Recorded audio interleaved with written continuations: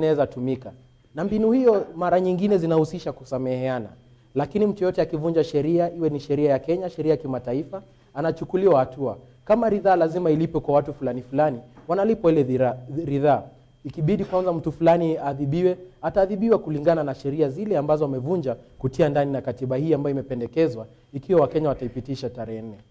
All right, Commissioner Dula, I want to come to you for a final closing moment, because looking at what the people of Upper Eastern have talked about, they've talked about land issues, they've talked about historical injustices, they've talked about leadership issues. Your comment as a member of this community? I believe people in Upper Eastern, tumeimba muda mrefu sana, we have been marginalized, we've been left out, we've not been allocated resources adequately. We have issues of bad governance. Kwa hivyo, ningewahimiza watu wa Upper Eastern wakati wetu ni sasa. Na tuchukue wakati huu ili tusome katiba. Sisi wenyewe tuhakikishe ni nini iko ndani ya hii katiba ili tusidanganywe na mtu wote. Na ya pili, kina mama pia, sisi tumetengwa muda mrefu sana. Kwa hivyo hii katiba imeangalia mambo ya wakina mama, mambo ya watoto.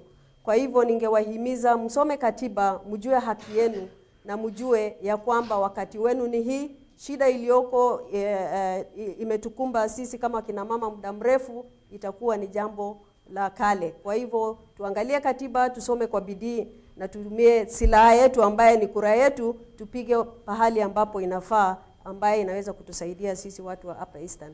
Coming from this region, Aidan Kebelo, the question of insecurity and marginalization has also been raised a lot on this forum.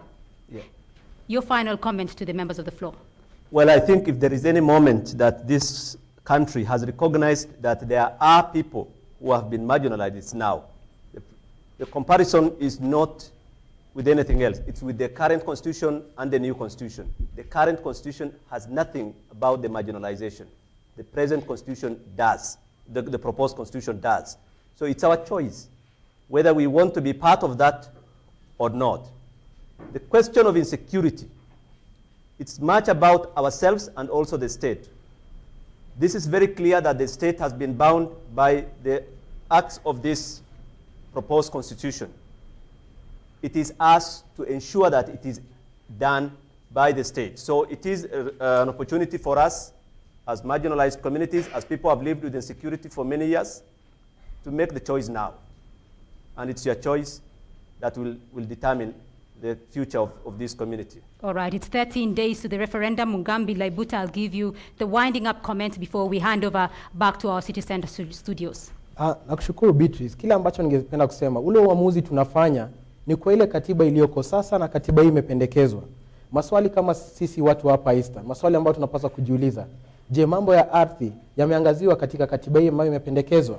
Mambo ya ugatuzi, mambo ya utawala, mambo ya akina mama kupata nafasi yao, mambo ya vijana kupata nafasi yao katika nafasi za kazi.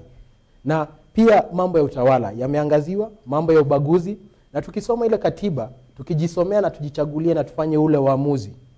Je, uamuzi huo tutaweza kuishi nayo? Kwa sababu swali kwa sisi sote wa Kenya ni kama uamuzi utakaofanywa tarehe 4 tunaweza ishi nao. Can we live with the consequences of our vote, of the Kenyan vote on the August 4th? If we can objectively answer, kama tunaweza jibu swali hiyo kwa njia kinagaubaga bila kuelekezwa na mtu wowote, lakini kwa kujichunguza wenyewe, basi tutafanya uamuzi ambao kwa kweli tunaweza ishi nao. All right, members of the panel, Aidan Kebelo from Action Aid, Commissioner Fatuma Dulo, Kenya National Commission on Human Rights, and Mugambi Laibuta on Kenya National Commission on Human Rights, and Mugambi Laibuta, lawyer from the Committee of Experts. Thank you very much for being part of the program. Members of the audience, thank you very much for joining us here tonight.